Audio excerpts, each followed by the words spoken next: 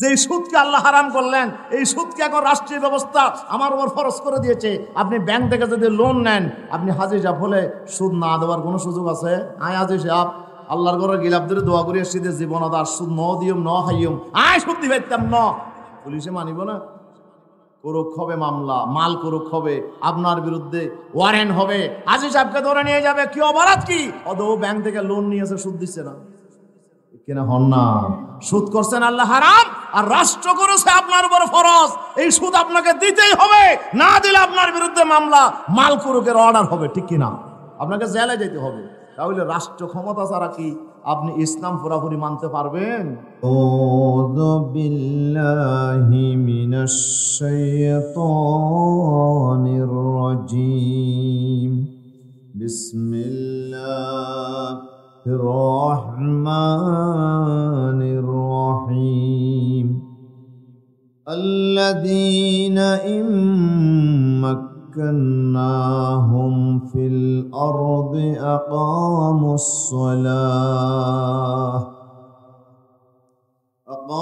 الصلاة وآتوا الزكاة وأمروا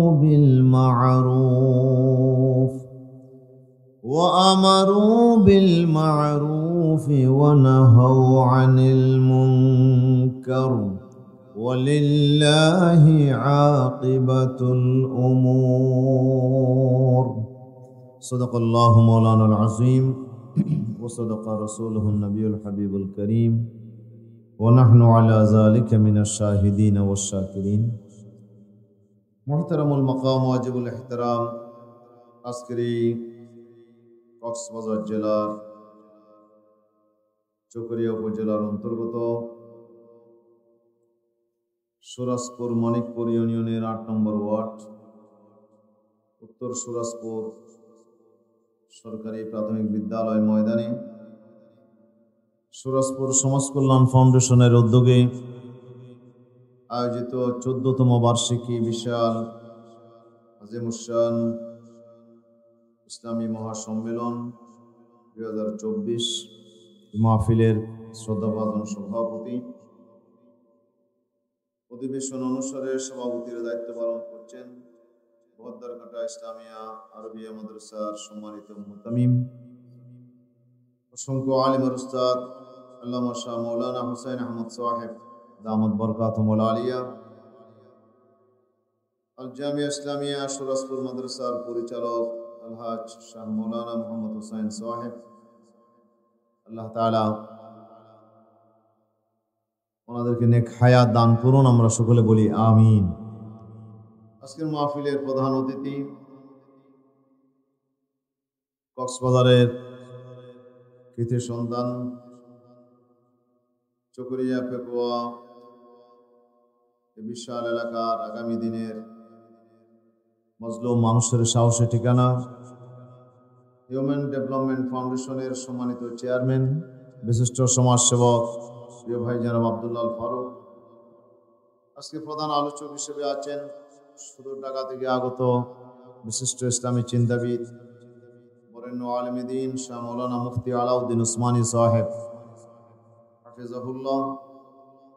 আমার পূর্বে আপনাদের সামনে সারগর্ব সুন্দর আলোচনা পেশ করেছেন চট্টগ্রাম জামিয়া আরবিয়া মুজাহিরুল উলুম মাদ্রাসার সম্মানিত সুযোগ্য মুহাদ্দিস অসংখ্য আলেমের উস্তাদ আল্লামা শাহ মৌলানা ইসমাইল জুবি সাহেব বারাকাল্লাহু তাআলা ফি হায়াতি।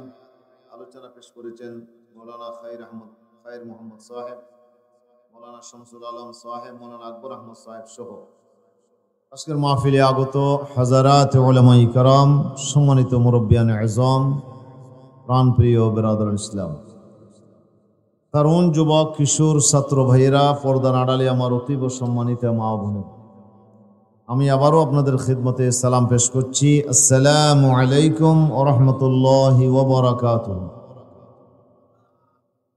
মহান আল্লাহ পাক রব্বুল ইজ্জত ওয়াল জালালের শাহী দরবারে আমরা উযুত করে শুকর আদায় করছি, যিনি আমাদেরকে অত্যন্ত দয়া এবং মেহেরবানি করে আজকে এই এলাকার তরুণ যুবক কিশোর ভাইদেরকে একযোগ পার করে আজকের এই 14তম মাহফিল অনুষ্ঠানের যিনি তৌফিক দান করেছেন, এলাকার হাজার হাজার জনগোষ্ঠীর ভেতর থেকে যিনি আমাদেরকে বাছাই করে আজকের এই মাহফিলে আসার জন্য কবুল করেছেন, এবং আমি অধমকে আপনাদের সামনে ওয়াদা মোতাবেক হাজির হওয়ার তৌফিক দান করেছেন, সে মহান মুনিবের দরবারে আমরা অন্তরের অন্তঃস্থল থেকে কালামত শুকর আদায় করছি। আমরা সকলে পড়ছি আলহামদুলিল্লাহ।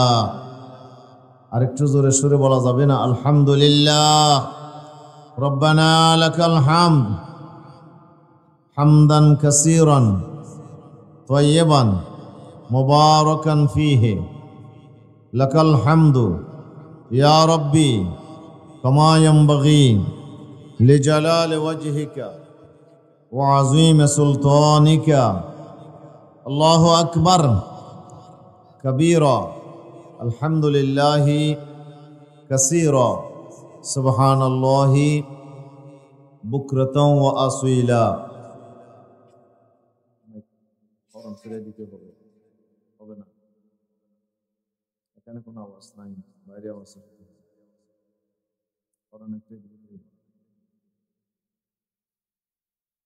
সম্মানিত হাজিরিন, আমরা মহান মুনিবের দরবারে শুকরিয়া আদায় করে নিলাম। তিনি দয়া না করলে, মেহেরবানি না করলে আজকের এই মাহফিলে আমরা কেউই আসতে পারতাম না। কি বলেন? আমরা কেউই হাজির হতে পারতাম না। তিনি দয়া করে আমাদেরকে হায়াত দিয়েছেন, সুস্থ রেখেছেন, অবসর সময় দিয়েছেন, কোরআনে কারীমের আলোচনা শোনার জন্য অনুকূল পরিবেশ দান করেছেন। এক সময় কোরআনের মাহফিলে বাধা হতো। কি বলেন? আপনাদের এদিকে বাধা হয় নাই? হয়েছে?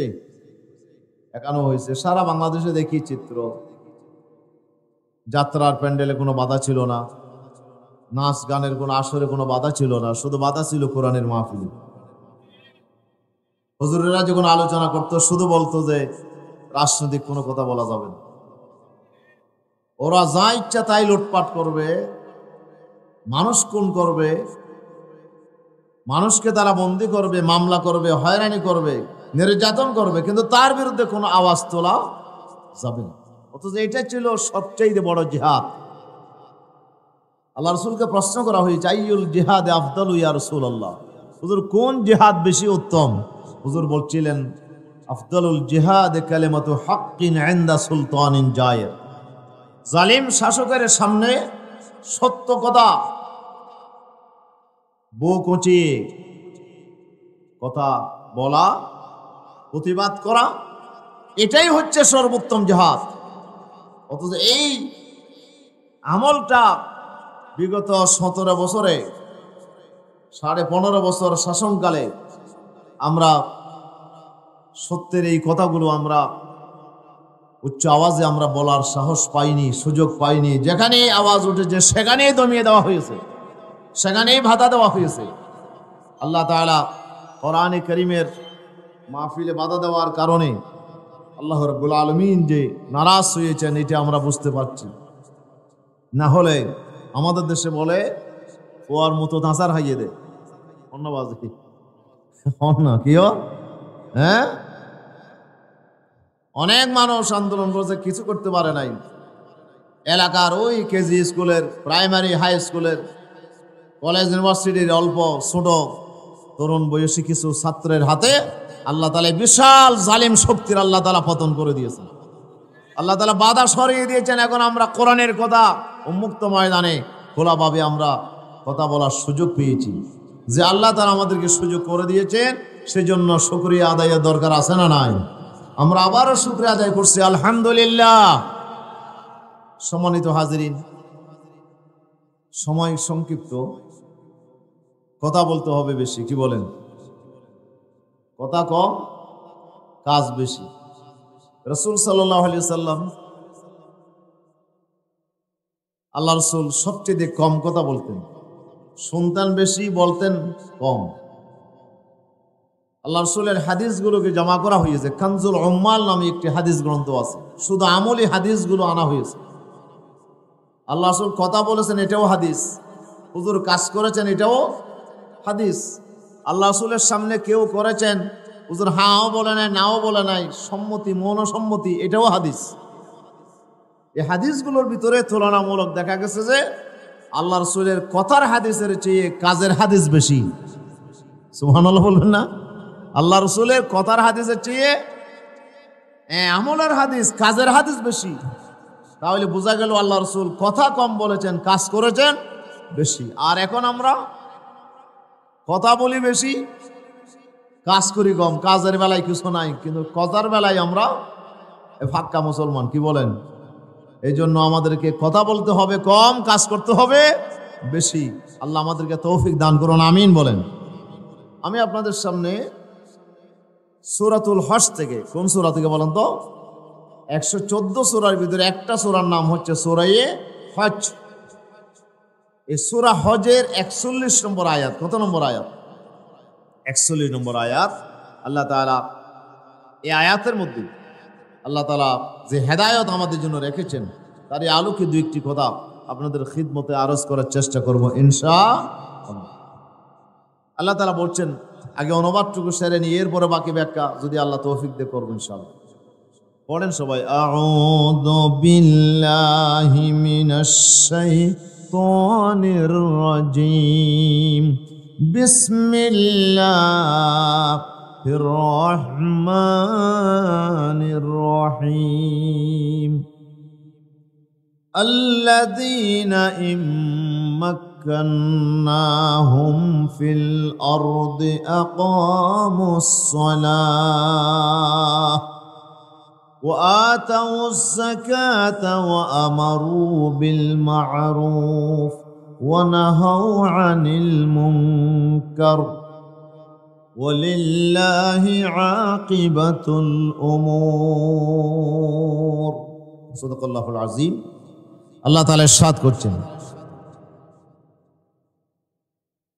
যাদেরকে ইতিপূর্বের আয়াত আল্লাহ তাআলা আলোচনা করেছেন ওই মুহাজিরদের ব্যাপারে, আল্লাহ রসুল সহ সাহাবায়ে কেরামদেরকে মক্কার কাফের মুশরিকরা, বেদিনেরা, আবু জেহেলের গোষ্ঠীরা আল্লাহ রসুলকে দেশ থেকে বের করে দিয়েছিলেন, ঠিক কিনা? আল্লাহ রসুল হিজরত করে দেশ ত্যাগ করে কোথায় চলে গেছিলেন? শুনছেন কোনোদিন? হ্যাঁ, শুনছেন তো? আল্লাহ রসুল দেশ ত্যাগ করে কোথায় চলে গেছেন? মদিনা। মদিনা কি কাছে না দূরে? হ্যাঁ, কতদূর দূরে? ও হুদুদ রানা হইনা। এখানে গেছেন যে মানুষ কেউ নাই, হজ করছেন যে মাশাআল্লাহ আছে। হ্যাঁ, প্রায় 300 মাইলের কাছাকাছি, 100 মাইল, 200 মাইলের বেশি, বিশাল লম্বা পথ, পাহাড়ি পথ অতিক্রম করে আল্লাহ রসুল রাস্তা অতিক্রম করে মক্কা ছেড়ে তিনি মদিনায় আশ্রয় গ্রহণ করেছিলেন। মক্কা ছিল আল্লাহ রসুলের জন্মভূমি। উনি ঘর বাড়ি, আপনার সহায় সম্পদ যা ছিল সব ছেড়ে সাহাবায়ে কেরাম যারা কলমা পড়ছিল সবাই তারা মক্কা ছেড়ে মদিনায় চলে গেছিলেন। মদিনাতে সুযোগ সুবিধা বেশি ছিল নাকি? হ্যাঁ, ওখানে ব্যবসা বাণিজ্য করার সুযোগ বেশি ছিল। হ্যাঁ, কি জন্য গেছেন? আমাদের দেশে তো কিছু যায় যে এদেশ থেকে খরাচি চলে যায়। কি বলেন? আগে যাইতো না? এখানে যারা বেশি চলতে পারতো না কোথায় চলে যাইতো? ওদের একটা কাজকর্ম কম করে যাই কি বাজি। হ্যাঁ, খরচ গিয়ে আগে এক সময় যাইতো যে বার্মা, রোয়াং। হ্যাঁ বাজি না, মুরব্বী হলে হইতো শুনি রোয়াং যাইতো, বার্মা যাইতো গই, রেঙ্গুন যাইতো গই। এটা চলি নেওয়ার এটা যাই রে খাই দিই এরকম মতো চলিতে। তো আল্লাহ রসুল কি এভাবে মক্কাতে চলতে পারতেছে না, এই কারণে মক্কা ত্যাগ করে মদিনায় চলে গেছে ভালোভাবে পেট ভরে খাওয়ার জন্য। তো কি জন্য? হ্যাঁ, আশ্রয় নিয়েছিলেন। কেন?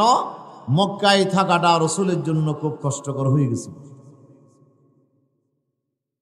है तर्क वतन सुन्नत महबूब इलाही, है तर्क वतन सुन्नत महबूब इलाही, अरे तू दे भी नबूवत की सदाकत पे गवाही, अरे तू दे भी नबूवत की सदाकत पे गवाही।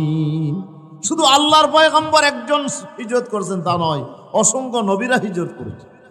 হযরত ইব্রাহিম আলাইহিস সালামের জন্মভূমি ছিল ইরাক, ইরাক থেকে তিনি হিজরত করে সিরিয়া চলে গেছিলেন। কেন? ইরাকের মধ্যে যখন দ্বীনের দাওয়াত পেশ করলেন, নমরুদের বিরুদ্ধে আপনার মূর্তির বিরুদ্ধে যখন আন্দোলন শুরু করছিলেন আল্লাহর পয়গম্বর ইব্রাহিম আলাইহিস সালাম, এই নমরুদের বিরুদ্ধে কথা বলার কারণে, মূর্তির বিরুদ্ধে কথা বলার কারণে, মূর্তি ভাঙ্গার কারণে ইব্রাহিম আলাইহিস সালামকে আগুনের ভিতরে ফেলা হয়েছিল, অগ্নিকুণ্ডে ফেলা হয়েছিল না? সেখান থেকে বের হয়ে দেশে থাকার আর কোনো পরিবেশ ছিল না। ইব্রাহিম আলাইহিস সালাম আল্লাহর নির্দেশে দেশ ত্যাগ করে উনি চলে গেছিলেন সিরিয়াতে, ঠিক না? এভাবে অসংখ্য পয়গম্বর দেশ ত্যাগ করে চলে গেছিলেন, নিজ দেশে থাকতে পারেন নাই। আল্লাহর পয়গম্বরও 40 বছর ছিলেন নিরাপদ, 40 বছর পর্যন্ত মাছি ওড়ে নাই রসুল পাকের গায়ে। কি বলেন? বলতে গেলে কেউ কোনো কটু কথা বলে নাই, গালিগালাজ করে নাই। আল্লাহর পয়গম্বর ছিল একবারে সুখের পুতুলি, তাদের মাথার তাস ছিল। মক্কাবাসীরা আবাল বৃদ্ধবনিতা আমার রসুলকে ভালোবাসত, রসুলকে স্নেহ করত। কেন? মক্কার মধ্যে এর চাইতে ভালো চরিত্রবান যুবক আর কেউ ছিল না। 40 বছর ছিল তাদের কাছে সবচেয়ে গ্রহণযোগ্য। তারা উপাধি দিয়েছিল দুইটা, আস-সাদিক আল আমিন, সত্যবাদী, আমানতদার। মুহাম্মদ সাল্লাল্লাহু আলাইহি ওয়াসাল্লামের মতো সত্যবাদী আর কোনো যুবক ছিল না, আমানতদার আর কোনো যুবক ছিল না। এই জন্য তারা পুরা মক্কার মানুষেরা আল্লাহর ঘর নির্মাণের সময় যখন ওরা ঝগড়ায় লিপ্ত হলো যে খানায়ে কাবা বাঁধার সময় কালো পাথরটা কে লাগাবে, হাজর আসওয়াদটা কে আল্লাহর ঘরের দেওয়ালে লাগাবে, এটা নিয়ে গোত্রদের ভিতরে যখন দ্বন্দ্ব শুরু হয়ে গেল, মারামারি শুরু হয়ে গেল, বিচার করছিল কে? হ্যাঁ, মুহাম্মদ সাল্লাল্লাহু আলাইহি ওয়াসাল্লাম। তখন তিনি নবী হন নাই, নবী হিসেবে প্রকাশ পান নাই। তিনি, তার বয়স ছিল 35 বছর। আল্লাহ রাসূলের বয়স তখন 35 বছর। পুরা মক্কার মানুষ বিচারক মানলো যে কালকে সকালে আল্লাহর ঘরে যে আসবে উনি বিচার করবে। দেখা গেল যে সকালবেলায় আসলো মুহাম্মদুর রাসূলুল্লাহ সাল্লাল্লাহু আলাইহি ওয়াসাল্লাম। তারা বললো যে রদিনা বিস-সাদিকিল আমিন, যিনি সত্যবাদী আমানতদার বলে আমরা যাকে স্নেহ করি, সেই যুবকটাই তো আজকে সকালবেলায় আসছে, সুতরাং সে যা বলে তার বিচার আমরা মানব। রাসূল সাল্লাল্লাহু আলাইহি ওয়াসাল্লাম এত সুন্দর বিচার করে দিলেন। আল্লাহর পয়গম্বর বললেন, ঠিক আছে, তোমরা যখন কালো পাথর নিয়ে দ্বন্দ্ব লেগেছো আমি বিচার করে দেব। বিচার কিভাবে হবে? আল্লাহর পয়গম্বর একটা চাদর বিছালেন। কি বিছালেন? একটা চাদর বিছালেন। কালো পাথরটা নিজের হাতে নিয়ে চাদরের মাঝখানে রাখলেন। এরপরে সব গোত্রকে বললেন, এ গোত্রওয়ালারা, প্রত্যেক গোত্র থেকে একজন একজন একজন একজন প্রতিনিধি তোমরা বাছাই করো। প্রত্যেক গোত্র থেকে একজন একজন প্রতিনিধি বাছাই করা হলো। বলা হলে আবার এই চাদরের চতুর্দিক থেকে তোমরা ধরো, সবাই ধরো, ধরে একবারে ওয়াল পর্যন্ত নিয়ে যাও। ওয়ালের কাছাকাছি গিয়ে রাখলো। আল্লাহ রাসূল নিজের হাতে কালো পাথরটা নিয়ে ওয়ালের মধ্যে লাগাই দিলেন। সুবহানাল্লাহ বলেন। এবার সবাই খুশি হয়ে গেল। সবাই বলে যে আমরা, ওই গোত্র বলে যে আমরাও আল্লাহর ঘরে কালো পাথর লাগাইছি, ও বলে আমরাও লাগাইছি, আমরাও লাগাইছি। এখানে এক গোত্রকে অগ্রাধিকার দেয় নাই। আল্লাহর পয়গম্বর সমানভাবে প্রত্যেকটা গোত্রকে সমান অধিকার দিয়ে একটা ঝগড়া যুদ্ধ থেকে গোটা জাতিকে বাঁচাইছিলেন মুহাম্মদ রাসূলুল্লাহ সাল্লাল্লাহু আলাইহি ওয়াসাল্লাম। তাহলে রাসূল তাদের কাছে গ্রহণযোগ্য ছিল কিনা বলেন? গ্রহণযোগ্য ছিল। 40 বছর পর্যন্ত কোনো সমালোচনা হয় নাই, কোনো গালিগালাজ হয় নাই। কিন্তু যেদিন আল্লাহর পয়গম্বর হেরা গুহা থেকে আসলেন, উতর কর হেরা সে সোয়ে কওম আয়া, উতর কর হেরা সে সোয়ে কওম আয়া, और एक नुस्खाए की मियाँ साथ लाया। হযরত আল্লামা হালি রহমতুল্লাহ আলাইহি মুসতাদা হালের মধ্যে বলতেছে যে হেরা গুহা থেকে আমার বিশ্বনবী কি নিয়ে আসলেন? কাঁপতে কাঁপতে হেরা গুহার মধ্যে আল্লাহ রাসূল আল্লাহর পক্ষ থেকে ওহী প্রাপ্ত হলেন। জিবরাইল আলাইহিস সালামকে আল্লাহ তাআলা হেরা গুহায় পাঠিয়েছিলেন অন্ধকার রাত্রে, আর সেখানে জিবরাইল আলাইহিস সালাম আল্লাহ রাসূলকে চাপ দিলেন একে একে 3 বার। ঘটনা লম্বা। রাসূল সাল্লাল্লাহু আলাইহি ওয়াসাল্লাম এত বেশি আপনার চাপকে, এত বেশি আল্লাহর পয়গম্বর ক্লান্ত হয়ে গেলেন। সেই অবস্থায় আল্লাহর পয়গম্বরকে বলা হলো রেশমি কাপড়ে 5টা আয়াত লেখা, এই আয়াতগুলো এনে আল্লাহ রাসূলের সামনে রাখা হলো। বলে, মুহাম্মদ ইকরা, পড়ো। আল্লাহ রাসূলকে কোন স্কুল কলেজে পড়ছেন? কথা বলেন না। রাসূলকে দেখে দেখে পড়তে পারতেন? হুজুর বলেন, না না, মা না বেকার, আমি তো পড়তে জানি না, পড়া তো আমি আমি তো অক্ষর জ্ঞান তো আমার নাই, আমি কেমনে পড়বো? জিবরাইল ধরে আরেক চাপ দিলেন, ছেড়ে দিয়ে বলে মুহাম্মদ ফরক, তুমি পড়তে পারেন না, বলে আমি পড়তে জানি না। আবার চাপ দিলেন, আবার বলে পড়ো। হুজুর বলে আমি পড়তে জানি না। আবার চাপ দিলেন, কয়বার? তিনবার চাপ দেওয়ার পরে বুখারী শরীফের হাদিস, এগুলো অনুবাদ করতেছে। আল্লাহর পয়গম্বরকে চতুর্থবারে ওই লেখা কাগজের মধ্যে জিবরাইল বলেন আমি পড়তেছি, আপনি শুনেন, আপনি আমার মুখে মুখে পড়েন। ইকরা বিসমি রাব্বিকাল্লাযী খলাক খলাকাল ইনসানা মিন আলাক ইকরা ওয়া রাব্বুকাল আকরামুল্লাযী আল্লামা বিল কলম আল্লামাল ইনসানা মা লাম ইয়ালাম।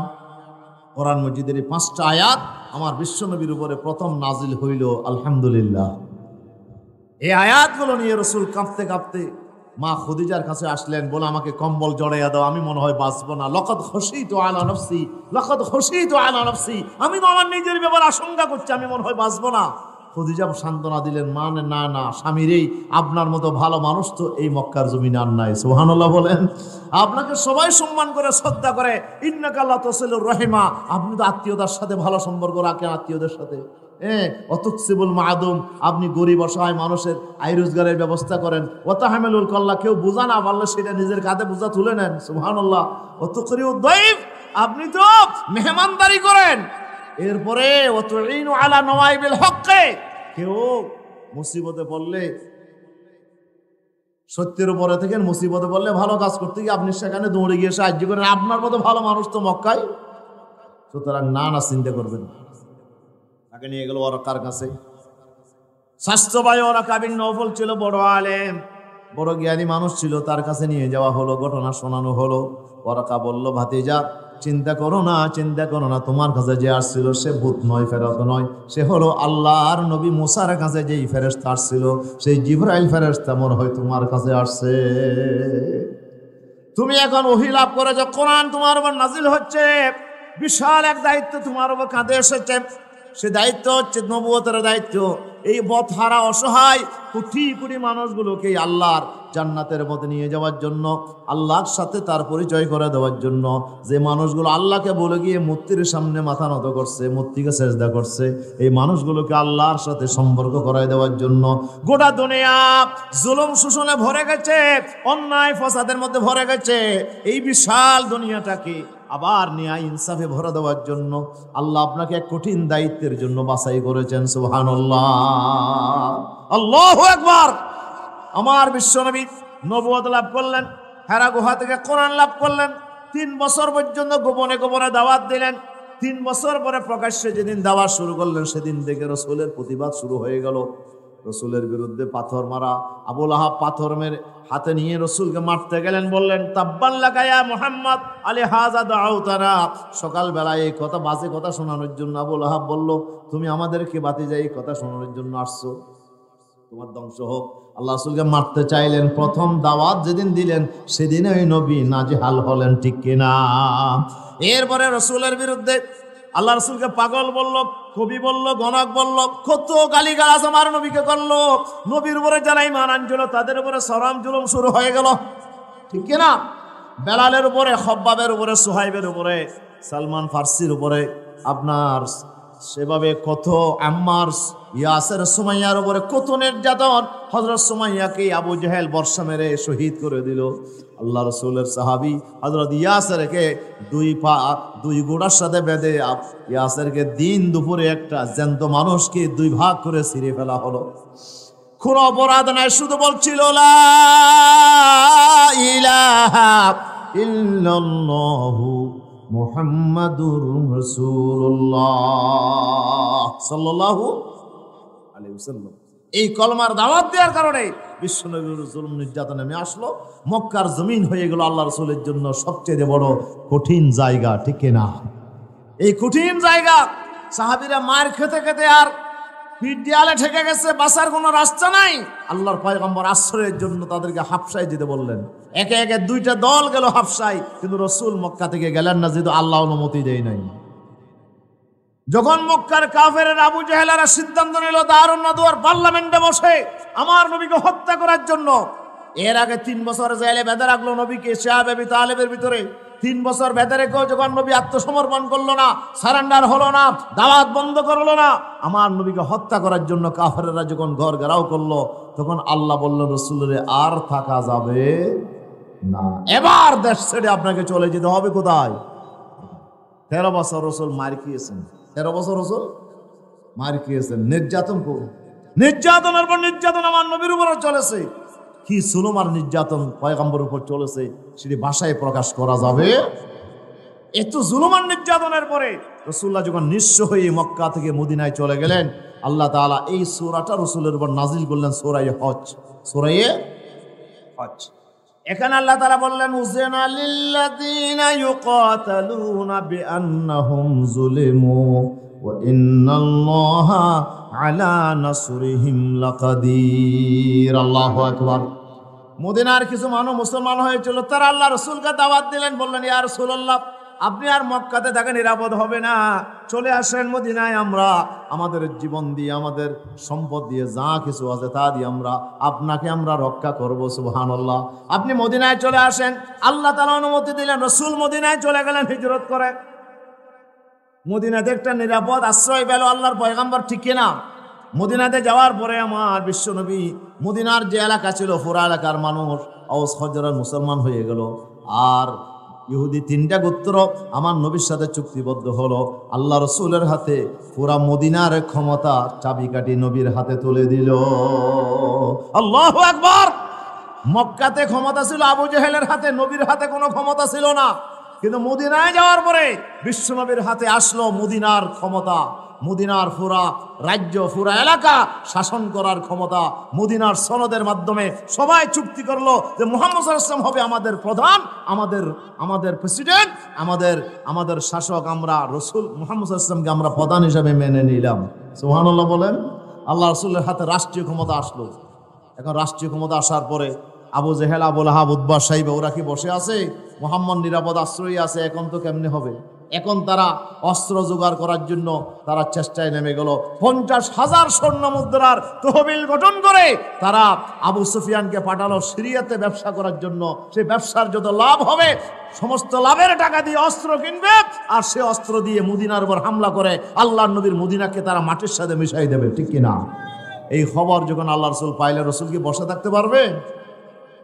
আল্লাহর পয়গম্বরের উপরে আল্লাহর পয়গম্বরের উপরে ঠিক এই সময়ে দ্বিতীয় হিজরির আপনার বদরের যুদ্ধ দ্বিতীয় হিজরিতে হয়েছে। প্রথম হিজরির জিলহজ মাসে আল্লাহ রসুলের উপরে আয়াত নাজিল হলো। 1 বছরের মাথায়, মদিনা হিজরতের কয় বছরের মাথায়? 1 বছরের মাথায় আল্লাহ আয়াত নাজিল করলেন, উযিনা লিল্লাযীনা ইউকাতালুনা বিআন্নাহুম যুলিমু। আল্লাহ বলছেন, যাদের সাথে যুদ্ধ করার জন্য মক্কাবাসীরা অস্ত্র প্রতিযোগিতায় নেমে গেছে, অস্ত্র জোগাড় করার জন্য নেমে গেছে, সুতরাং মুসলমানদের সাথে তারা যুদ্ধ করতে চায়। আল্লাহ বলে, মুসলমানরা তো কোনো অপরাধ করে না, কোরআনের দাওয়াত দিয়েছেন, এই কারণে যদি মুসলমানদের উপর যুদ্ধ চাপিয়ে দেওয়া হয়, আত্মরক্ষার অধিকার মুসলমানের জন্য আছে নাকি নাই? বলেন না, আছে নাকি নাই?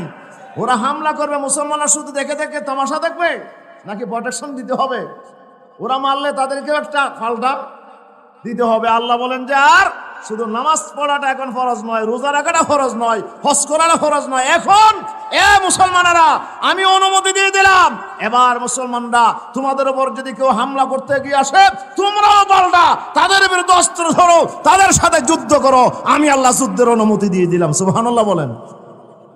মক্কাতে কিন্তু যুদ্ধের অনুমতি আল্লাহ দেয় না, বলেন না? মুসলমানরা মার খেয়েছে, আল্লাহ রসুলের কাছে এসে কাঁদছে, ইয়া রাসূলুল্লাহ আপনি কি আমাদেরকে বলেন না, ওরাও মক্কার সন্তান, আমরাও মক্কার সন্তান, আমাদেরকে এইভাবে মারবে, আপনি বলেন আমরা তাদের সাথে মারামারি করবো। রসুল বলেন, না, এখন মারামারি করা যাবে, ক্ষমতা তাদের হাতে, আমরা মারামারি করে কুলাইতে পারবো না, ঠিক কিনা? কুলাইতে পারবো না। এখন সবর করো, মার খাও, রক্ত দাও, জীবন দাও, সময় আসবে এই জালেমগুলো ইঁদুরের গর্ত পাবে না পালানোর জন্য, ঠিক কিনা? আমাদের বিশ্ববরেণ্য মুফাসসির শহীদ আল্লামা সাঈদ রাহিমাহুল্লাহ তিনি বলছিলেন, যারা আজকে কোরআনের মাহফিলে বাধা দিচ্ছে, আজকে জুলুম করছে, এরা কিন্তু সময় আসবে এমন পালানোর জন্য ইঁদুরের গর্ত তারা, বাংলাদেশে একটা ইঁদুরের গর্ত তারা পায় নাই, ওরা সবাই চলে গেছে দাদার বাড়িতে। ওরা সবাই চলে গেছে দাদার বাড়িতে, একটাই দূরের গর্ত বাংলাদেশের জমিনে তারা পায় নাই আশ্রয় নেওয়ার জন্য।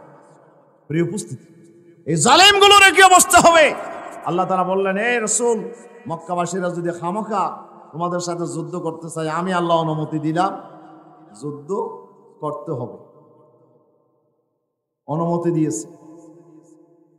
এর কয়েক মাস পরে, জিলহজের পরে মুহররম আসলো। মুহররম, সফর, রবিউল আউয়াল, রবিউল সানি, জমাদিউল আউয়াল, জমাদিউল সানি, রজব, শাবান। এই রমজানে হলো বদরের যুদ্ধ। ঠিক শাবান বা রজব বা শাবান মাসে আল্লাহ তাআলা এই আয়াত নাজিল করলেন। আল্লাহ বললেন যে, মুসলমানেরা, যুদ্ধ করার অনুমতি দিয়েছিলাম, এবার যুদ্ধের অর্ডার দিচ্ছি। কুতিবা আলাইকুমুল কিতাল, এবার যুদ্ধ তোমাদের উপর ফরজ করে দেওয়া হয়েছে। যুদ্ধ করা তোমাদের উপর ফরজ। রোজা যেমন ফরজ, নামাজ যেমন ফরজ, যাকাত যেমন ফরজ, যুদ্ধ করাও মুসলমানের জন্য ফরজ করে দিয়েছেন কে? আল্লাহ সুবহানাহু ওয়া তাআলা। কাফিরদের সাথে যুদ্ধ করতে হবে, মুসলমানরা যুদ্ধ করা আল্লাহ তাদের জন্য ফরজ করে দিলেন। আল্লাহ বলছেন, আসা আন তাকরাহু শাইআন ওয়া হুয়া খায়রুল লাকুম ওয়া আসা আন তুহিব্বু শাইআন ওয়া হুয়া শাররুল লাকুম। আল্লাহ তাআলা বললেন, এমন এক সময় আসবে তোমরা যা অপছন্দ করো সেটা তোমাদের জন্য কল্যাণকর। যুদ্ধ করা, মারামারি করা, সেখানে জীবন হানি আছে, সেখানে সম্পদের হানি আছে। এই কাজ করতে গেলে অনেক ঝুঁকি আছে, অনেক লস আছে। কেউ এটা করতে চায় না। আল্লাহ বলে, যেটা করতে চাও না সেটা নিয়ে তোমাদের জন্য বরকত আছে, কল্যাণ আছে। এই কাজ করো, সেই কাজ করলে দুনিয়াতেও তোমরা মর্যাদা পাবে, আখিরাতেও আমি আল্লাহ তোমাদের মর্যাদা বাড়িয়ে দেব। ওয়াসান তুহিব্বু শাইআন হুয়া শাররুল লাকুম। আর তোমরা মনে করতেছো যুদ্ধ না করলেই নিরাপদ। আল্লাহ বলে, যুদ্ধ না করলে তোমাদের জন্য ক্ষতি আছে। কি আছে? ক্ষতি আছে। ক্ষতি কি? কাফেররা তোমাদেরকে গোলাম বানাবে, কাফেরদের পায়ের তলে তোমাদেরকে পিষ্ট হতে হবে, তোমাদেরকে মার খেতে হবে, শত শত মুসলমানের রক্ত ঝরবে, মা বোনেরা নির্যাতিত হবে, ওরা ধর্ষিত হবে, মুসলমানদেরকে খুন করবে, গুম করবে। হাজার হাজার মানুষকে ওরা খুন করেছে। গত 5 বছরে শুধু হিসাব দিয়েছে কমিশন যে 5 বছরের ভিতরে 16,000-এর চাইতে বেশি আপনার জালিম সরকার হত্যা করেছে। 5 বছরের ভিতরে 16,000-এর চাইতে বেশি মানুষ খুন করেছে। আর 24-এর গণ আন্দোলনে ওরা তো 2,000 মতো শুধু আপনার ছাত্র হত্যা করেছে, ঠিক কিনা? হাজার হাজার মানুষকে খুন করার যে নজির ওরা স্থাপন করেছে, গোটা দেশের সমস্ত বাহিনী নিয়ে ঝাঁপিয়ে পড়েছে নিরস্ত্র মানুষের উপরে, ঠিক কিনা? আল্লাহ বলছে, ওয়া হুয়া শাররুল লাকুম। যুদ্ধ যদি না করো, খবর আছে তোমাদেরকে এমনি তখনও বাঁচতে পারবে না, তখনও মার খাবে, মরবে, ওই ফতেঘাটে আপনার খুব অপমানিত হয়ে মরবে। সুতরাং তোমরা সম্মানের জন্য মাথা তুলে দাঁড়াও, তোমরা রুখে দাঁড়াও, যুদ্ধ করার জন্য প্রস্তুত হয়ে যাও। কাফের মুশরিকরা পালাইতে বাধ্য হবে, ঠিক কিনা? তখন আল্লাহ তাআলা এই আয়াত নাজিল করলেন। আল্লাহ বললেন, যারা মজলুম তাদেরকে সাহায্য করা আমি আল্লাহর দায়িত্ব, ঠিক কিনা? ওয়ালা ইয়ানসুরান্নাল্লাহু মান ইয়ানসুরুহু। আল্লাহর দ্বীনকে যারা সাহায্য করবে, আমি আল্লাহর দায়িত্ব হয়ে যাই তাদেরকে সাহায্য করা। সুবহানাল্লাহ। সে সাহায্য কি? আল্লাহ তাআলা বলছেন যে, আল্লাযীনা ইম্মাক্কান্নাহুম ফিল আরদি আকামুস সালাতা ওয়া আতাউজ যাকাহ ওয়া আমারু বিল মা'রুফি ওয়া নাহাউ আনিল মুনকার ওয়ালিল্লাহি আকিবাতুল উমুর। আল্লাহ তাআলা বলছেন, আমি আল্লাহ তাআলা সিদ্ধান্ত নিয়েছি, যারা মজলুম হয়ে যাবে, যাদের রক্ত এই জমিনে ঝরবে, আমি আল্লাহর সিদ্ধান্ত, তাদের হাতে আমি এই জমিনের ক্ষমতা তুলে দেব। জমিনের ক্ষমতা কার হাতে দেবেন বলেন না? মজলুমের হাতে। কে দেবেন? যে পৃথিবীর ক্ষমতা কার হাতে? আরো জোরে হন না, কার হাতে? এই দুনিয়ার ক্ষমতা কার হাতে? আল্লাহর হাতে। বিশ্বাস হয়? বিশ্বাস হয়? আল্লাহ চাইলে ক্ষমতা দিতেও পারে, আবার কেড়েও নিতে পারে। ফেরাউন নমরুদকে আল্লাহ এক থাপ্পড় দিয়ে ক্ষমতা কেটে নিয়েছেন। জালিমেরা ক্ষমতার মসজিদে বসেছিল, দেশের মানুষেরা ভোট না দিলেও তারা বলছে আমরা নেতা, ঠিক কিনা বলেন না? দিনের ভোট রাতে নিয়ে ফেলেছে, জনগণের ক্ষমতার চাবিকাঠি ওরা আপনার ডাকাতি করে নিয়ে এসেছে। কিন্তু আল্লাহ তাআলা এমন এক থাপ্পড় দিয়েছে 5 তারিখে, এক থাপ্পড়ে তারা দেশ ছেড়ে পালাইতে বাধ্য হয়েছে, ঠিক কিনা বলেন? ক্ষমতার আসল মালিক কে? আসল চাবিকাঠি আল্লাহর হাতে। আল্লাহ বলছেন, ক্ষমতা আমি, মালিক আমি, আমি যাকে চাই তাকে দেব। সুতরাং আমার সিদ্ধান্ত হচ্ছে, পানি কোন দিকে গড়াবে? পানি কি উপরের দিকে যায় না নাকি নিচের দিকে যায়? পানির স্বভাব হচ্ছে কোন দিকে যাওয়া? নিচের দিকে যাওয়া। আল্লাহ বলছে আমার রহমতের দাবি হচ্ছে মজলুম যারা, নিপীড়িত যারা, নিষ্পেষিত যারা, তাদের প্রতি আমার রহমত, আমার দয়া মেহেরবানি তাদের প্রতি, ঠিক কিনা? জালিমদেরকে আমি রহমত করি না, তাদেরকে আমি দয়া করি না। ইন্নাহু লা ইউহিব্বুজ জালিমিন, আল্লাহ জালিমদেরকে ভালোবাসেন না, আল্লাহ মজলুমদেরকে ভালোবাসেন। মজলুম মানুষ যখন আল্লাহর কাছে যখন ফরিয়াদ করে চোখের পানি ফেলে, আল্লাহ তাআলা বলেন, এ মজলুম তুমি নিরাশ হইও না, তুমি নিরাশ হয়ে যাইও না। লাউজিবান্নাকা ওয়ালাউ বা'দা হিন, মজলুম রে আমি অবশ্যই তোমার দোয়া কবুল করব, একটু পরে হলেও তুমি এর প্রমাণ দেখবা। আমরা মনে করছিলাম কোনো পরিবর্তন হবে না, কিন্তু মজলুমের দোয়া আল্লাহ কবুল করেছেন। 17 বছরের আপনার 15.5 বছরের মাথায় আল্লাহ তাআলা একটা পরিবর্তন দেশের মানুষকে দেখালেন, ঠিক কিনা? আমার বিশ্বনবীকেও আল্লাহ তাআলা দেখালেন 15 বছরের মাথায়। আমরা যেমন দেখছি 15 বছরের মাথায়, আল্লাহও দেখালেন বছরের মাথায়। 15 বছরের মাথায় মক্কার 13 বছর, এরপরে মদিনায় গিয়ে 2 বছর, 15 বছরের মাথায় বদরের যুদ্ধ হয়েছে। আর সেই বদরের যুদ্ধে যে আবু জেহেল বেশি নির্যাতন করছে, আবু জেহেল সহ 70 জন বড় বড় কাফেরকে আল্লাহ তাআলা লাশ বানাই দিয়েছে বদরের যুদ্ধে, ঠিক কিনা বলেন না? মার দিয়েছে আল্লাহ জালিমদেরকে, আল্লাহ জমিন থেকে আল্লাহ তাআলা উৎখাত করে দিয়েছে বছরের মাথায়, 15 বছরের মাথায়। ঠিক আমাদের দেশেও 15 বছরের মাথায় কি হলো? জালিমদের পতন হলো। প্রিয় হাজরিন, এই 15 বছরের মাথায় আমরা যে বলি যে বাঘের বল বছর বাজে, বেশি উঠল 12 বছর বাদে শেষ। হ্যাঁ, তারপরে 15 বছর হয়। আল্লাহ বলে যে ক্ষমতার আসল চাবিকাঠি আমার হাতে, আমি চাইলে দিতেও পারি, আবার চাইলে কেটে নিতে পারি। তুতিল মুলকা মান তাশা ওয়া তানজিউল মুলকা মিম্মান তাশা ওয়া তুইজ্জু মান তাশা ওয়া তুযিল্লু মান তাশা। আমি যাকে চাই তাকে ইজ্জত দেই, আর যাকে চাই তাকে বেইজ্জত করে, লাঞ্ছিত করে আমি তার থেকে ক্ষমতা কেড়ে নিতে পারি, ঠিক কিনা বলেন? আল্লাহ রাব্বুল আলামিন এমন এক ফয়সালা করলেন। আল্লাহ বলছেন যে এ মুসলমানেরা, তোমরা যারা মজলুম হয়ে গেছো, আমি আল্লাহর সিদ্ধান্ত মজলুমদেরকে আমি সাহায্য করব। কি সাহায্য করব? সূরা কসসে আমার আল্লাহ বলেন, ওয়া নুরিদু আন নামুন্না আলাল্লাযিনা ইসতুদঈফু। আল্লাহ বলছেন আমি আল্লাহ সিদ্ধান্ত নিয়েছি, যারা দুর্বল হয়ে পড়েছে, মজলুম হয়ে পড়েছে, আমি তাদেরকে ইহসান করব, তাদের প্রতি আমি সাহায্য করব। সুবহানাল্লাহ। ওয়া নাজআলাহুম আইম্মাতান ওয়া নাজআলাহুমুল ওয়ারিসিন, আমি তাদেরকে এই জমিনের নেতা বানাবো, এই জমিনের কর্তৃত্বের অধিকারী আমি মজলুমদেরকে বানাবো। আল্লাহু আকবার। মজলুমেরাই কি হবে? জমিনের শাসন ক্ষমতা কার হাতে আসবে? মজলুমদের হাতে আসবে। মুসলমানরা 13 বছর মজলুম হয়েছে, আবু জেহেলের মার খেয়েছে, ঠিক কিনা? আশ্রয় নিয়েছে আপনার নিঃস্ব অবস্থায় মদিনার মধ্যে। আল্লাহ বলছে আমি সিদ্ধান্ত নিয়েছি, এবার মজলুমদের হাতে আমি পৃথিবীর ক্ষমতা চাবিকাঠি আমি মজলুমদের হাতে তুলে দেব। শুধু মদিনার ক্ষমতা নয়, গোটা আরবের ক্ষমতা, সেই আপনার আবু জেহেল যেখানে আছে সেই মক্কার ক্ষমতা পর্যন্ত আমি মজলুম মানুষের হাতে তুলে দেব, ঠিক কিনা বলো না? রাসূল সাল্লাল্লাহু আলাইহি সাল্লাম যখন মক্কা থেকে হিজরত করে মদিনায় আসতেছিলেন, চোখের পানি ফেলতেছিলেন আল্লাহর ঘর থেকে দেখি। আহারে, ঠিক সে সময় আল্লাহর পয়গম্বরের উপর একটা কোরআনের আয়াত নাজিল হয়েছে। কি আয়াত?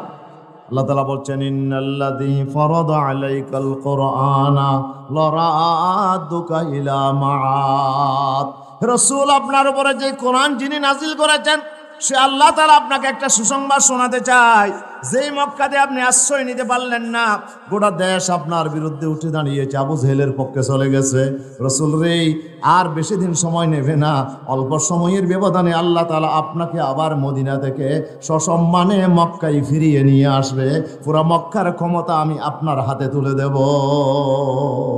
সুবহানাল্লাহ বলবেন না? জোরে হন না সুবহানাল্লাহ। কোরআন শরীফে আছে না নাই? আছে না নাই? তাহলে মজলুমদেরকে ক্ষমতা দেবেন যে ওয়াদা কার? আল্লাহ। আল্লাহর সিদ্ধান্ত হচ্ছে মজলুমদেরকে আল্লাহ ক্ষমতা দেবেন। আল্লাহ বলছেন, আল্লাযীনা মাক্কান্নাহুম ফিল আরদ, এই মজলুমদেরকে যখন আমি ক্ষমতা দেব, তারা 4টা কাজ করবে। কয়টা কাজ করবে বলেন তো? বলেন কয়টা কাজ? 4টা কাজ তারা করবে। মুসলমানদের হাতে যখন রাষ্ট্র ক্ষমতা আসবে, ইসলাম শুধু ব্যক্তির ভিতরে সীমাবদ্ধ নয়, ইসলাম হচ্ছে কমপ্লিট কোড অফ লাইফ। পূর্ণাঙ্গ জীবন একটি ব্যবস্থার নাম হচ্ছে ইসলাম। ইসলামের মধ্যে ব্যক্তির সমাধান যেমন আছে, আমি এক ব্যক্তি হয়ে কিভাবে আমি কাজ করব, সেমন ইসলামের বিধিবিধান আছে। নামাজ কেমনে পড়বো, রোজা কেমনে রাখবো, হজ কেমনে করবো, বিধিবিধান আছে নাকি নাই? আবার আমি বিয়ে শাদী কেমনে করব, পরিবার কেমনে চালাবো, কোরআনের মধ্যে আছে না নাই? পরিবারের কথাও আছে, সন্তান সন্ততির প্রতি আমার কি দায়িত্ব হবে সেটাও আছে নাকি নাই? সমাজের মানুষের প্রতি আমার কি দায়িত্ব এটাও কোরআনে আছে না নাই?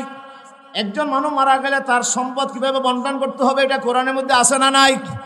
এভাবে করে একটা মানুষের জীবন, পারিবারিক জীবন, সামাজিক জীবন এবং আমাদের যে রাষ্ট্রীয় জীবন, একটা দেশে আমরা বাস করি, একটা রাষ্ট্রে আমরা থাকি, এই রাষ্ট্রের নিয়ম কানুন কেমনে হবে, এই রাষ্ট্রে যদি কেউ চুরি করে তার শাস্তি কি হবে, ডাকাতি করলে তার শাস্তি কি হবে, একজন মানুষ যদি কেউ খুন করে তার বিচার কেমন হবে, কোরআনের মধ্যে আছে নাকি না? আছে না? আছে। পুরা কোরআনের মধ্যে আল্লাহ সুবহানাহু ওয়া তাআলা একটা পূর্ণাঙ্গ জীবন ব্যবস্থা আল্লাহ তাআলা কোরআনের মধ্যে মানব জাতিকে দান করেছেন। আলহামদুলিল্লাহ বলেন। কোরআনের মধ্যে ব্যক্তি থেকে শুরু করে, ইবাদত থেকে শুরু করে, ইবাদত, মুআমালাত, মুআশারাত, খেলাফত, সিয়াসত সব কিছু কোরআনের ভিতর আছে। আপনি গোটা জীবন একটা মানুষের জন্ম থেকে মৃত্যু পর্যন্ত যত কাজ মানুষকে করতে হবে, প্রত্যেকটা কাজের মূল নীতি আল্লাহ কোরআনের মধ্যে বলে দিয়েছেন। ঠিক কিনা? কেমনে করবো সেটার সমাধান কে দিয়েছেন? আল্লাহ তাআলা দিয়েছেন। বোঝা যায় আমার কথা? প্রিয় হাজরিন, এবার আসেন, তাহলে কোরআনের মধ্যে আল্লাহ তাআলা বলছে যে আমি মুসলমানদেরকে যখন রাষ্ট্র ক্ষমতা দেব, কি দেব? রাষ্ট্র ক্ষমতা। রাষ্ট্র ক্ষমতার দরকার আছে না বাজি? ক্ষমতার গেলে দরকার আর আছে মজফরি ব্যস্ত যাই দরকার আছে না? হ্যাঁ, ইয়া মারেন না, ইয়া পুলিশে তো না, আগে তো হইতো, আগে তো হইতো, আগে তো তারারে তো হইতো, রাতিয়া এনে টুবি আলগ্য হইলে মতো হদিয়া জঙ্গিজ্ঞ হই, ঠিক না? দরিয়রে চালান দিত, এরপরে কোর্টে মামলা দিত।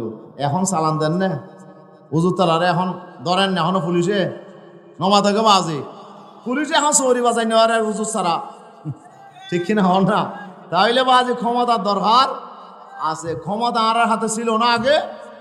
আগে হুজুরদেরকে মার দিয়েছে, মামলা করেছে, জঙ্গি বানাইছে, হুজুরদের পিছনে হাজার হাজার আপনার গোয়েন্দা বাহিনীর হুজুরদের পিছনে লাগা থাকতো। কিন্তু এখন আলহামদুলিল্লাহ হুজুরদেরকে সম্মান করতেছে। কেন? ক্ষমতা বড় জিনিস বাজে। হ্যাঁ, আলহামদুলিল্লাহ সব গণনার আলেম আলহামদুলিল্লাহ সম্মান নিয়ে, ইজ্জত নিয়ে আজকে বাংলাদেশে চলতেছে, ঠিক কিনা? এখন আলেমদের সম্মান বাড়াই দিয়েছেন কে? আল্লাহ তাআলা। সুতরাং ক্ষমতা লাগবে কেন? আল্লাহর নবী 13 বছর মক্কার জমিনে নামাজ পড়েছেন আল্লাহর ঘরের সামনে। বুঝছেন না বাজি? আচ্ছা, নামাজ পড়ার সময় অনস ছবি টবি তাইতারিব না মন তো বাজে অনারা ফতোয়া কেন ফটো একখান মন তোর আইরে নামাজ চরিত তারিব না, নামাজ চললেই বা নামাজ ঠিকভাবে হইব না, কি নবাজি ফুটু কেন সামনে তাইব? ফুটু সামনে রেখে দেন নামাজ পড়া যায় না। কিন্তু রাসূলুল্লাহ মক্কার জমিনে নামাজ পড়েছেন মূর্তি সামনে রেখে। মূর্তি আল্লাহর ঘরের ভিতরে 360টা মূর্তি ছিল।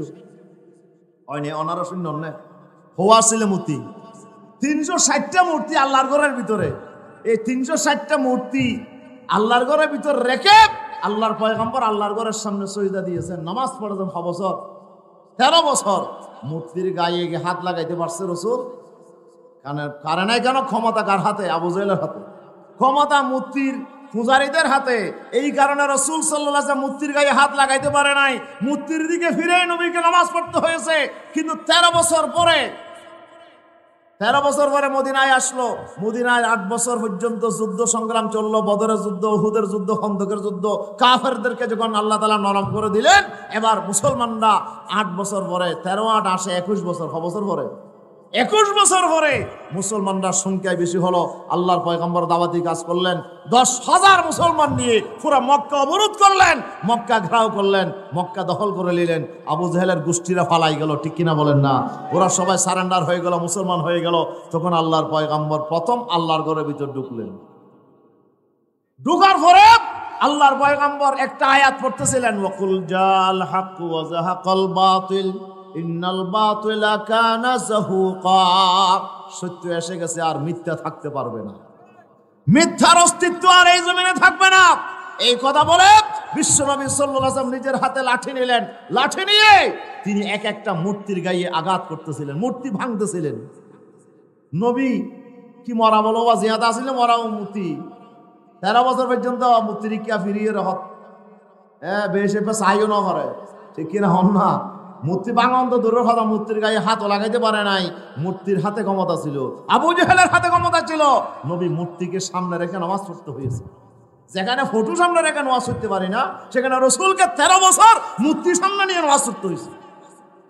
রসুলের হাতে ক্ষমতা নাই, রসুলের হাতে পাওয়ার নাই, রসুল কিছু করতে পারতেছে না, ঠিক কিনা? ক্ষমতা আবু জেহেলের হাতে। এই জন্য বিশ্বনবী সাল্লাল্লাহু আলাইহি ওয়াসাল্লাম 21 বছর পরে পুরা মক্কার ক্ষমতা আমার নবীর হাতে আসছে। আল্লাহর পয়গম্বর প্রথম লাঠি নিয়ে একটা একটা করে মূর্তি ভাঙলেন।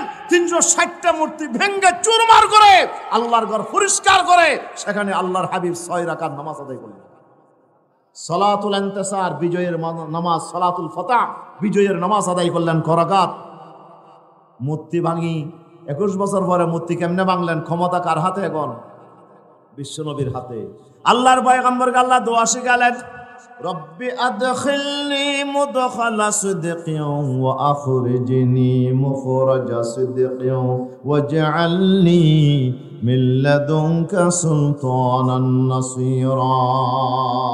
আল্লাহর পয়গম্বর যখন মক্কা থেকে মদিনায় চলে যাবেন, ঠিক এই সময়ে আমার নবীর উপর আয়াত নাযিল হয়ে গেল, আমার হাবিব আপনি আমার কাছে দোয়া করেন, ওয়াকুর রব্বি আদখিলনি মুদখালা সিদকিন ওয়া আখরিজনি মুখরাজা সিদক।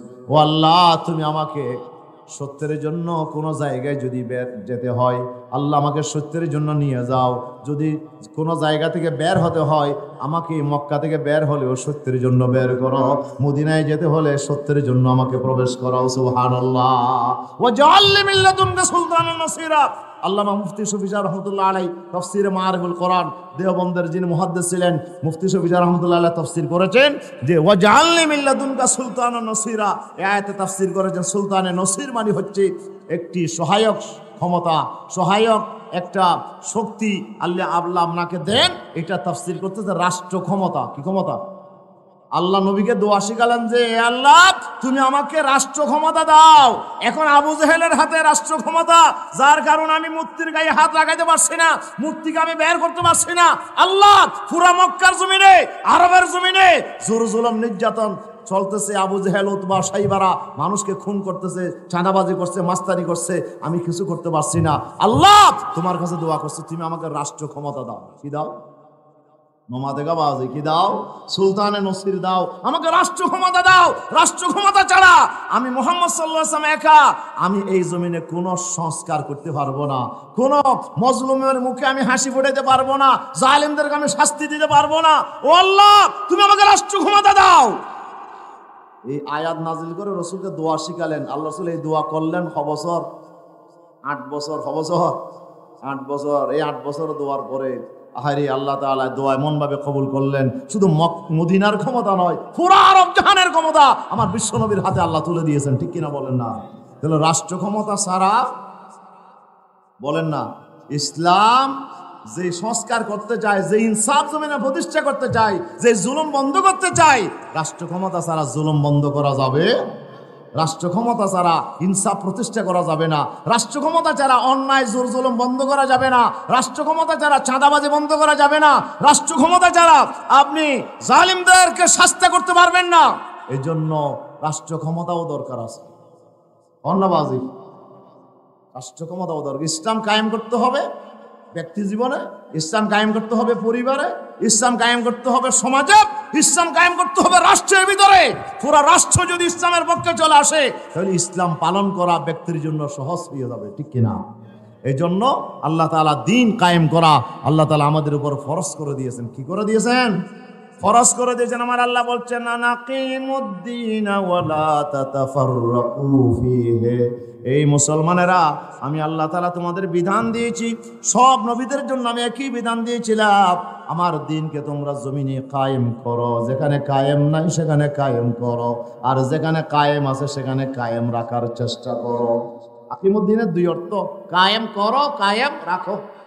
যেখানে কায়েম না সেখানে কায়েম করতে হবে, আর যেখানে কায়েম হয়ে গেছে সেখানে কায়েম রাখতে হবে। এই দুটোটা আল্লাহ তাআলা ফরজ করে দিয়েছে। ওয়ালা তাতাফাররাকু ফীহি, এই ব্যাপারে কোনো দ্বিমত করা যাবে না, ফাটাফাটি করা যাবে না, দলাদলি করা যাবে না। প্রত্যেকটা মুসলমানকে সবাইকে ঐক্যবদ্ধ হয়ে আল্লাহ জমিন আল্লাহর দ্বীনকে আপনার কায়েম করার জন্য, চালু করার জন্য আমাকে আপনাকে চেষ্টা করতে। তাহলে দ্বীন কায়েম করার জন্য, পুরাপুরি দ্বীন কায়েম করার জন্য রাষ্ট্র ক্ষমতা ছাড়া সম্ভব নয়। কথা বলেন, রাষ্ট্র ক্ষমতা ছাড়া। আচ্ছা, দণ্ডবিধিগুলো আপনি কি এখন চালু করতে পারবেন? চুরি করলে হাত কেটে দিতে পারবেন? জেনা করলে আপনি দূরে মারতে পারবেন? মদ খাইলে আপনি 80 বেদ মারতে পারবেন? মারবেন না। তাহলে রাষ্ট্র ক্ষমতা ছাড়া আপনি পুরাপুরি দ্বীনের উপর আমল করা যাবে না, আংশিক আমল করা যাবে। আমরা এখন নামাজ পড়তেছি, কিন্তু নামাজ মাঝে মাঝে পড়া যায়, মাঝে মাঝে পড়া যায় না। কি বলেন, ঠিক কিনা? আচ্ছা, আপনি গাড়িতে করে যদি কক্সবাজার যান, লোকাল গাড়িতে করে, এখন জোরের পরে উঠছেন, আসরের সময় চলে যাচ্ছে, সূর্য ডুবে যাচ্ছে, এ ড্রাইভার আমি নামাজ পড়ি না, গাড়ি থামাও। তোমার বাড়ি ওটা বাজে, ওটা আমার বাড়ি সুরাজপুর। তুমি কি নোয়ালাই মধ্যে না দেশ? ইয়া কি গাড়ি? মার্সা গাড়ি নাকি? লোকাল গাড়ি। লোকাল গাড়িতে দাঁড়াই না, নোয়াজ সামাকা ফুটতে মন হলে নামি যা। আমার এই গাড়িতে নামাজ পড়া যাবে না। তাহলে লোকাল গাড়িতে উঠে নামাজ পড়া আপনার বাংলাদেশে হারাম নামাজ। আর মার্সা গাড়িতে দাঁড়াবে, যার ইচ্ছা পড়বে, যার ইচ্ছা করবেন, এটা হইল নফল। তাহলে মার্সা গাড়িতে নামাজ পড়া নফল, আর আল্লাহ করেছেন কি ফরজ। পড়তেই হবে নামাজ, কিন্তু এখন নামাজটা এক জায়গায় নফল হয়ে গেছে, আর এক জায়গায় হারাম হয়ে গেছে। এখন মুসলমানের হাতে ক্ষমতা, কিন্তু মুসলমানের হাতে ক্ষমতা থাকলেও ইসলামের হাতে ক্ষমতা নাই। এই জন্য ইসলামের রুল এখন আমার দেশে চালু নাই। এই জন্য রাষ্ট্র ক্ষমতায় যদি মুসলমানরা যায়, ওনারা কয়টা কাজ করবে? আল্লাহ বলছে 4টা কাজ করবে। কয়টা বলেন, কয়টা কাজ? আকামুস সালাত, 1 নম্বর তারা কাজ করবে, নামাজ প্রতিষ্ঠা করবে। নামাজ, তাহলে নামাজ কি এখন প্রতিষ্ঠা নাই? নাই নাই নাই। যদি নামাজ প্রতিষ্ঠা থাকতো তো রাষ্ট্র ক্ষমতায় যারা গেছে তাদের আর কি কাজ ছিল? হ্যাঁ, রাষ্ট্র ক্ষমতায় যারা যাবে তাদের 1 নম্বর দায়িত্ব হলো নামাজ কায়েম করা। তাহলে রাষ্ট্র ক্ষমতায় যাওয়া ছাড়া নামাজ পুরাপুরি কায়েম করা যায় না, নাহলে আল্লাহ আয়াত নাযিল করতেন না। রাষ্ট্র ক্ষমতা যারা পুরাপুরি নামাজ কি করা যাবে না, কায়েম করা, চালু করা যাবে না। রাষ্ট্র ক্ষমতায় যদি মুসলমানেরা, ইসলাম যদি রাষ্ট্র ক্ষমতায় যায়, 1 নম্বর কাজ হবে দেশের প্রত্যেকটা মুসলমান নরনারীর জন্য নামাজকে বাধ্যতামূলক করবে রাষ্ট্র, ঠিক কিনা? নামাজ না পড়লে ফতোয়ায়ে শামের ফতোয়া হচ্ছে 4 মযহাবের ফতোয়া, 3 মযহাবের ফতোয়া হচ্ছে নামাজ না পড়লে কতল, হত্যা করো। কিন্তু আমাদের হানাফি মযহাব বলছে না না, হত্যা করো না, তাকে জেলে দাও, যতক্ষণ পর্যন্ত নামাজ পড়বে না ততক্ষণ জেলে থাকবে। সুবহানাল্লাহ হইবেন না? নরওয়ের হন না সুবহানাল্লাহ। তাহলে ইসলাম রাষ্ট্র ক্ষমতায় যদি যায়, 1 নম্বর কাজ করবে নামাজ কায়েম করবে, নামাজকে বাধ্যতামূলক করবে। নামাজ না পড়ে থাকা যাবে না। প্রত্যেকটা মুসলমান নরনারীকে কি পড়তে হবে? নামাজ পড়তে হবে। ডিসি সাহেবকে নামাজ পড়তে হবে, উনি হবে ইমাম, আর সবাই হবে তার কর্মচারীরা মুক্তদি, ঠিক কিনা? এসপি সাহেব নিজে ইমাম হবে, মন্ত্রী সাহেব নিজে আপনার সচিবালয়ে তিনি ইমামতি করে, উনি নামাজ পড়াবে। এটাই তো ইসলামের ঘোষণা, এটাই ইসলামের ঘোষণা। আলহামদুলিল্লাহ, আজকে আমরা সে পরিবর্তন দেখতে পাচ্ছি কিছু কিছু। আল্লাহ আমাদের কবুল করুন, আমিন বলেন। তাহলে ইসলাম যদি রাষ্ট্র ক্ষমতায় যায়, 1 নম্বর কি কাজ করবে? নামাজ কায়েম করবে। এখন নামাজ কায়েম নাই, নামাজ যার ইচ্ছা পড়ে, যার ইচ্ছা পড়ে না। নামাজ এখন বাধ্যতামূলক নয়, কিন্তু নামাজ বাধ্যতামূলক হবে 1 নম্বর কাজ। 2 নম্বর কাজ হচ্ছে ওয়াতাউজ যাকাত। নামাজ যদি বাধ্যতামূলক হয়ে যায়, জমিনের মধ্যে কোনো অপরাধ থাকবে না। ইন্নাস সালাতা তানহা আনিল ফাহশাই ওয়াল মুনকার। আল্লাহ তাআলা বলছেন নামাজ মানুষকে অশ্লীল কাজ থেকে, অবৈধ কাজ থেকে, অনৈতিক কাজ থেকে নামাজ মানুষকে বাঁচায়। এদেশের মধ্যে আপনার অশ্লীলতা, বেহায়াপনা কমে যাবে। নামাজ যদি বাধ্যতামূলক হয়ে যায়, দেশে আপনার অন্যায়, জুলুম, নির্যাতন কমে যাবে, ঠিক কিনা? আল্লাহ বলে মানুষের চরিত্র গঠন করার জন্য নামাজ ছাড়া বিকল্প আর কোনো রাস্তা। এক সাহাবীর ব্যাপারে রাসূলুল্লাহর কাছে অভিযোগ আছে, ইয়া রাসূলুল্লাহ, ফলানা নামাজও পড়ে, চুরিও করে। হুজুর নামাজও পড়ে, হুজুর বলছে যে দাহু ইউসাল্লি, তাকে ছেড়ে দাও, নামাজ পড়ো। আসা আন তানহাহু সালাতুহু, তাকে অচিরেই নামাজ তাকে চুরি থেকে ফিরাইয়া রাখবে। সুবহানাল্লাহ। কিছুদিন পর আবার আসছে সাহাবীরা, ইয়া রাসূলুল্লাহ, হনো হাবনা ওই হুজুর ইতে এখনো নামাজও পড়ে চুরি করে। হুজুর বলে আরেকটু সময় দাও তাকে, আসান তানহা হুসালাতু, ও চিরেই নামাজটাকে চুরি থেকে ফিরে রাখবে। রাসূলুল্লাহর কাছে আবার আসলো, হুজুর এখনো খাসে কি? হুজুর বলে আরেকটু অপেক্ষা করো। কিছুদিন পরে দেখা গেল যে নামাজ পড়তে পড়তে সে আল্লাহর ভয় যখন তার ভিতরে আসলো, চুরি ছেড়ে দিয়েছে। সুবহানাল্লাহ বলেন। চুরি ছেড়ে দিয়েছে, ঘুষ ছেড়ে দিয়েছে, চাঁদাবাজি ছেড়ে দিয়েছে, মাস্তানি ছেড়ে দিয়েছে। আজকে যদি সবাই নামাজি হতো বাংলাদেশে, তাহলে বাংলাদেশে এত চুরি ডাকাতি সন্ত্রাস হাজানি হতো না, ঠিক কিনা? আজকে চরিত্র গঠন করার জন্য নামাজের বিকল্প নাই, এই জন্য নামাজকে বাধ্যতামূলক করতে হবে। ইসলামের রাষ্ট্রের প্রথম কাজ হলো নামাজ কি করতে হবে? বাধ্যতামূলক করতে হবে। যদি কেউ নামাজ না পড়ে, সাথে সাথে তার বিরুদ্ধে মামলা হবে, পুলিশ তাকে অ্যারেস্ট করে জেলখানায় নিয়ে যাবে। যতক্ষণ নামাজ পড়ার ইচ্ছা আপনার সে সিদ্ধান্ত ঘোষণা করবে না, ততদিন পর্যন্ত তাকে জেলখানায় বেঁধে রাখতে হবে। এই ধরনের 2-4 জনেরা জেলত দিলে আজ নোয়াল নহরই আর কেউ থাকবে না। নমাদন কা বাজে ইয়ার এনে দাওয়াত দিদি এনে সিনা 20 ঘুরি ফেলে এই বাজি আর তবলিগর ভাই হল হতো নওয়াজের দাওয়াত দের, ফিসা হুজুর তারা হতো নওয়াজের দাওয়াত দের, হুজুর তারা ওয়াইজিন কামরার হতো দাওয়াত দের, কিন্তু খবরছেন নামাজি এখন সারা বাংলাদেশে 5 ওয়াক্ত নামাজ পড়তে দে অফারছেন মাত্র 5% হলে 7%, আরো 95% মানুষ মুসলমান ছেলে নামাজ পড়ে না। তাহলে এদেরকে শুধু ওয়াজ করলে হবে না, যারা নামাজ পড়বে না তাদের জন্য শাসনের দরকার আছে নাকি না? ওদেরকে যদি জেলে নিয়ে যাওয়া হয়, 2-4 জনকে অ্যারেস্ট করলে গোটা বাংলাদেশে সবাই নামাজি হয়ে যাবে।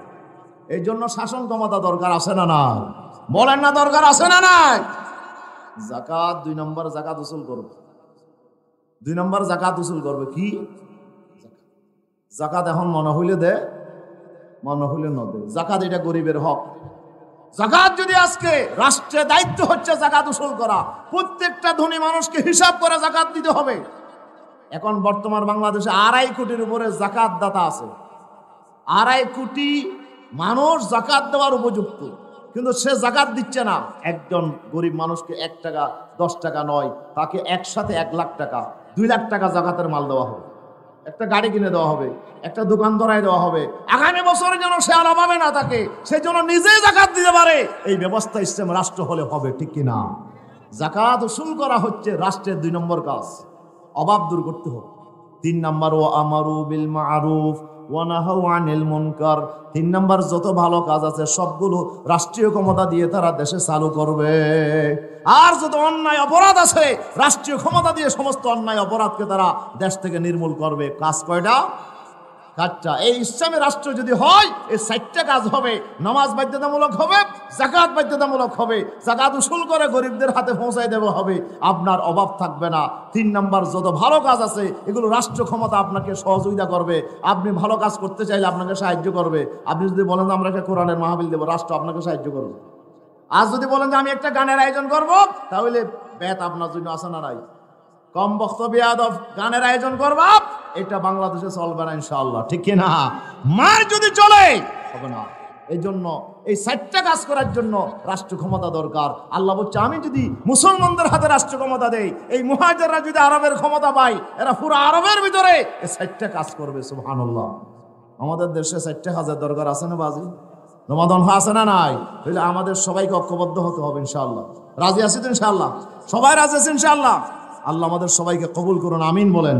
আমি আপনাদের কাছে দোয়া চাই, আল্লাহ তাআলা আমাদেরকে বাংলাদেশে যদি একটি ইসলামী রাষ্ট্র হয়, মুসলমানদের এখানে যদি আজকের ইসলামী রাষ্ট্র হতো, মুসলমানরা এতদিন শাসন করছে, কিন্তু এখনো চুরি আছে, ডাকাতি আছে, সন্ত্রাস আছে, চাঁদাবাজি আছে, মাস্তানি আছে।